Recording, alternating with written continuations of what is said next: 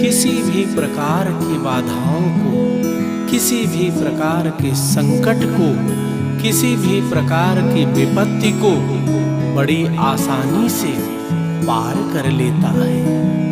आइए भगवान श्री विष्णु के चरणों में प्रणाम करते हुए श्रीमद् भागवत में वर्णित नारायण कवच का पाठ श्रवण करते हैं।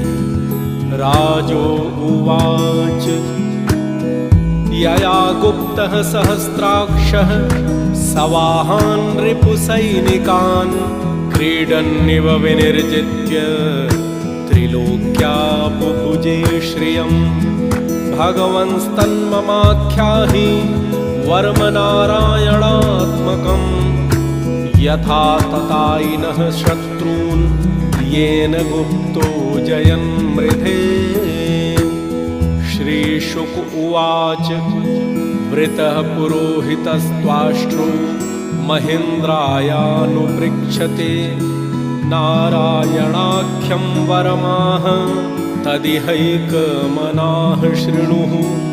विश्वरूप उवाच धौताङ्घ्रिपाणिराचस्य सपवित्र उदङ्मुखः कृतस्त्वाङ्गकरन्यासो मन्त्राभ्यां वाक्यतः शुचिः नारायणमयं वर्म संयोदभय आगते देवभूतात्मकर्मभ्यो नारायणमयः पुमान् पादयोर्जानुनोरुर्वोरुदरे हृद्यथोरसि मुखे शिरस्यानुपूर्व्यादोङ्कारादीनि विन्यसे।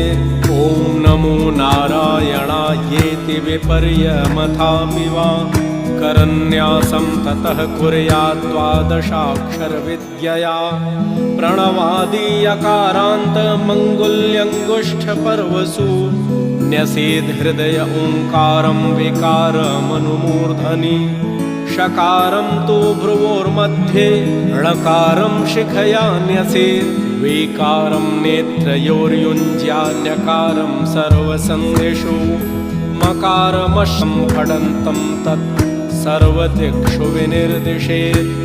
ॐ विष्णवे नमः इत्यात्मानं परं ध्यायेध्येयं षट्शक्तिभिर्युतम् विद्यातेजस्तपोमूर्तिम् इमं मन्त्रमुदाहरेत्।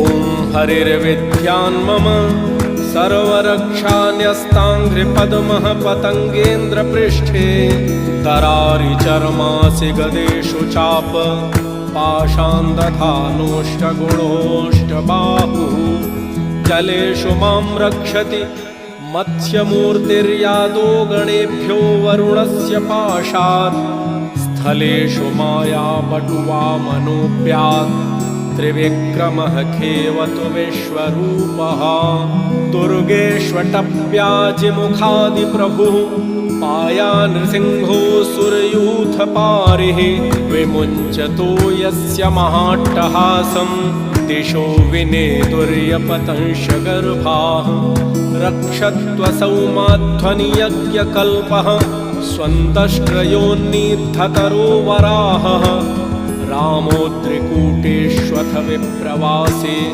सलक्ष्मणोऽप्याद्भरताग्रजोऽस्मान् मामुग्रधर्मादखिलात् प्रमादान् नारायणः पातु नरश्च हासात् दत्तस्त्वयोगात् तथ योगनाथः पायात् गुणेश कपिलः कर्मबन्धात्